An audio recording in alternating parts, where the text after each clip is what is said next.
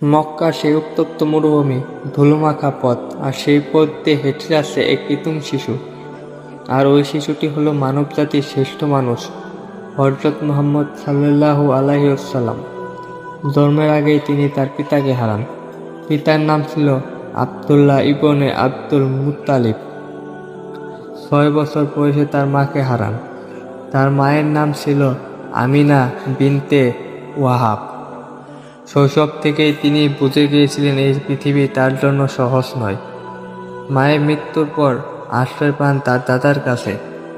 দাদার নাম ছিল আব্দুল মুতালিব, কিন্তু 2 বছর পর তাকেও হারান।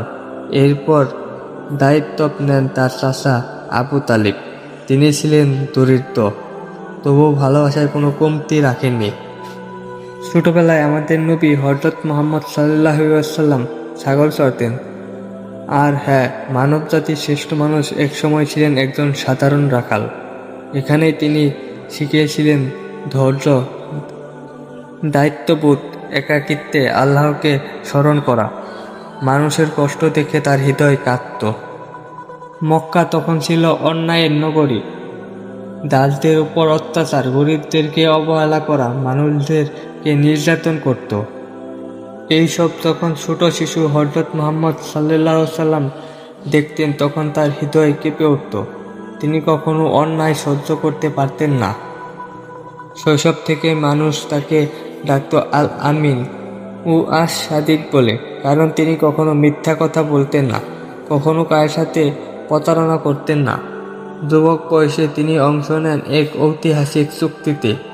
সেই চুক্তির নাম ছিল হিলফুল ফুতুল। এই চুক্তির উদ্দেশ্য ছিল মক্কায় কোনো মানুষ যেন অন্যায় শিকার না হয়। পরবর্তীতে নবী বলেছিলেন, আজও যদি আমাকে এমন অন্যায়ের অঙ্গীকারে ডাকা হয়, আমি সাড়া দেব। একবার চাচা আবু তালিব তাকে সঙ্গে নিয়ে যান সিরিয়ায়। সেখানকার এক খ্রিস্টান সন্ন্যাসী, তিনি ওই শিশুর মধ্যে বিশেষ কিছু লক্ষ্য করেন। তিনি বলেন, এই শিশুর মধ্যে ভবিষ্যতের নবীর লক্ষ্য রয়েছে, তাকে সাবধানে রেখো। মুহাম্মদ সাল্লাল্লাহু আলাইহি ওয়াসাল্লাম কখনো মূর্তির সামনে মাথা নত করেননি, মিথ্যা বলেননি, কারো ক্ষতি করেননি। তার চরিত্র ছিল কোমল, দয়ালু ও ক্ষমাশীল। এই গল্পটি শুধু ঐতিহাসিক নয়, এটি আমাদের জন্য শিক্ষা।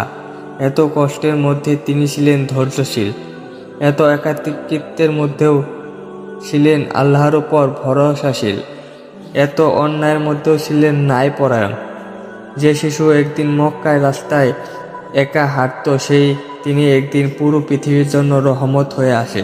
তো আপনার কাছে মহানবী হযরত মুহাম্মদ সাল্লাল্লাহু আলাইহি সাল্লামের শৈশবে ঘটে যাওয়া ঘটনাটি কেমন লাগলো? কমেন্টে আপনার মতামত জানান। ভিডিওটি ভালো লাগলে লাইক, শেয়ার এবং সাবস্ক্রাইব করতে ভুলবেন না। আল্লাহ হাফেজ।